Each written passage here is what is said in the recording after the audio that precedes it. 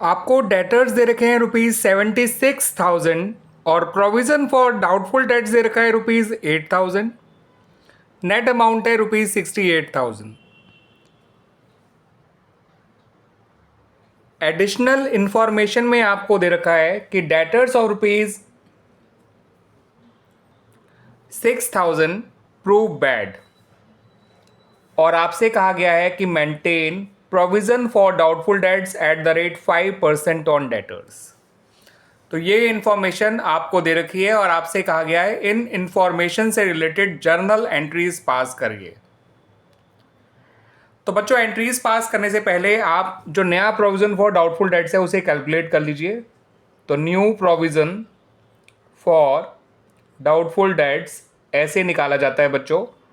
Debtor का जो original amount है 76,000, उसमें से बैड डेट्स के अमाउंट को माइनस करिए, ठीक है बच्चों, into rate of new provision. जब आपको नया प्रोविज़न फॉर बैड डेट्स निकालना है तो डेटर में से बैड डेट्स को माइनस किया जाता है, पुराने प्रोविज़न का कोई रोल नहीं होता है, ठीक है बच्चों। इसे आप सॉल्व करेंगे तो ये आ जाएगा 3500। 76,000 माइनस 6,000 इज 70,000, 70,000 का 5% 3500। अब जब आपको एंट्रीज बनानी है तो सबसे पहले एंट्री बनाइए बैड डेट्स की, डेटर्स के बैड प्रूव होने की। तो डेटर्स जब बैड प्रूव होते हैं तो उसकी एंट्री होती है bad debts account debit to debtors account, ठीक है बच्चों, 6,000 6,000। फिर ये देखिए कि क्या ये बैड डेट्स पुराने प्रोविजन से ख़त्म किया जा सकता है। तो पुराना प्रोविज़न फॉर डाउटफुल डेट्स है ₹8,000 और बैड डेट्स हैं आपके ₹6,000। तो बड़ी आसानी से पूरा का पूरा जो बैड डेट्स है पुराने प्रोविज़न फॉर डाउटफुल डेट्स से ख़त्म किया जा सकता है, ठीक है बच्चों। अब मेरी बात को ध्यान से सुनिएगा, बैड डेट्स को हम केवल पुराने प्रोविज़न फॉर डाउटफुल डेट्स से या फिर रिवोल्यूशन से ही क्लोज़ कर सकते हैं। नए प्रोविज़न का कोई रोल नहीं होता बैड डेट्स को क्लोज़ करने में, इसको हम इसमें डाल के क्लोज नहीं कर सकते हैं, ठीक है बच्चों, इसको ध्यान रखिएगा। या तो ये पुराने provision for doubtful dates accounts के थ्रू या फिर रिवोल्यूशन अकाउंट के थ्रू क्लोज किया जाएगा। नया प्रोविजन का कोई रोल नहीं है इसको क्लोज करने में।